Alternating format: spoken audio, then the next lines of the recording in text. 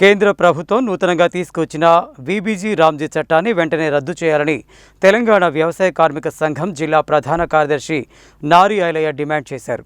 దాని స్థానంలో గతంలో ఉన్న మహాత్మా గాంధీ గ్రామీణ ఉపాధి హామీ చట్టాన్ని అమలు చేయాలని కోరారు. వీబీజీ రామ్జీ చట్టాన్ని రద్దు చేయాలని డిమాండ్ చేస్తూ తెలంగాణ వ్యవసాయ కార్మిక సంఘం జిల్లా శాఖ ఆధ్వర్యంలో బుధవారం కలెక్టరేట్ ముందు ధర్నా నిర్వహించారు. ఈ సందర్భంగా ఐలయ్య మాట్లాడుతూ ఉపాధి హామీలో పనిచేస్తున్న కార్మికులకు మరియు సిబ్బందికి పెండింగ్ వేతనాలు వెంటనే చెల్లించాలని డిమాండ్ చేశారు. ఉపాధి హామీ చట్టంలో పనిచేస్తున్న కార్మికులకు సంవత్సరానికి 200 రోజుల పనిదినాలు కల్పించి పెరుగుతున్న ధరలకు అనుగుణంగా రోజు కూలిని 800 రూపాయలుగా చెల్లించాలని, కేవైసీ విధానాన్ని ఎత్తివేయాలని డిమాండ్ చేశారు. తాగునీరు, నీడ కోసం టెంట్, మెడికల్ కిట్ సౌకర్యాలు కల్పించాలని విజ్ఞప్తి చేశారు. ప్రమాదాలు జరిగితే ఉచిత వైద్యం అందించి కార్మికులందరికీ ఉచిత బీమా కల్పించాలని, మరణించిన కుటుంబాలకు 20 లక్షల రూపాయల ఎక్స్గ్రేషియా చెల్లించాలని కోరారు.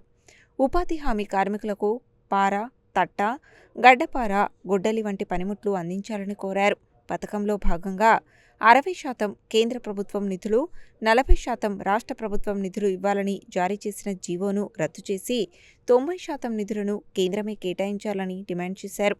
పట్టణ ప్రాంతాల్లో ఉన్న పేదలందరికీ ఉపాధి హామీ కింద పనిని కల్పించి వారిని ఆదుకోవాలని, పని ప్రదేశంలో 2 పూటలా ఫోటో తీసే విధానాన్ని రద్దు చేయాలని డిమాండ్ చేశారు. ఈ కార్యక్రమంలో జిల్లా అధ్యక్షుడు బొజ్జె చిన్నవెంకులు, ఉపాధ్యక్షురాలు దండంపల్లి సరోజ, కంబాలపల్లి ఆనంద్, కత్తుల లింగస్వామి, గండమల్ల రాములు, మన్నె భిక్షం, రాములు, పరశురాములు, సుకన్య, పెద్దులు, కవినాయక్, కోటేష్ తదితరులు పాల్గొన్నారు.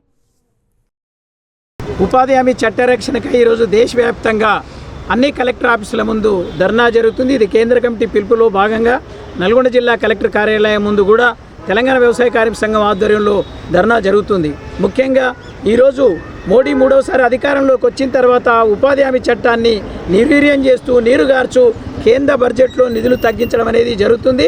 దాని ఫలితంగా సుమారు 4-5 నెలల నుండి పనిచేసిన కార్మికులకు వేతనాలు రాక తీవ్రమైన ఆర్థిక ఇబ్బందుల్ని ఎదుర్కొంటూ ఉన్న పరిస్థితి ఉంది. ముఖ్యంగా పోరాటాల ఫలితంగా వచ్చిన ఉపాధి హామీ చట్టాన్ని ఈరోజు మోడీ ప్రభుత్వం దాని పేరు మార్చి దాంట్లో ఉన్న హక్కులు లేకుండా కాలరాస్తా ఉన్న దుస్థితి ఇవాళ భారతదేశంలో ఏర్పడ్డది. ఏంటి, జాతీయ గ్రామీణ ఉపాధి హామీ చట్టం అనే పేరు తీసేసి ఈరోజు వీబీజీ రామ్జీ, విశ్వజిత్ భారత్ రామ్జీ పథకంగా మార్చేశాడు. దాన్ని తొలగించాలి.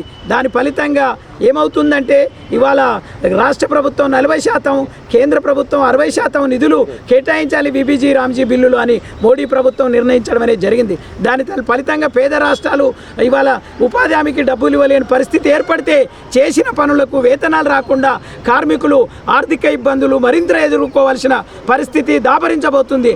అందుకే ఉపాధి హామీ చట్టాన్ని యథావిధిగా కొనసాగించాలి. వీబీజీ రామ్జీ బిల్లును రద్దు చేయాలి. పనిచోట సౌకర్యాలు కల్పించాలి.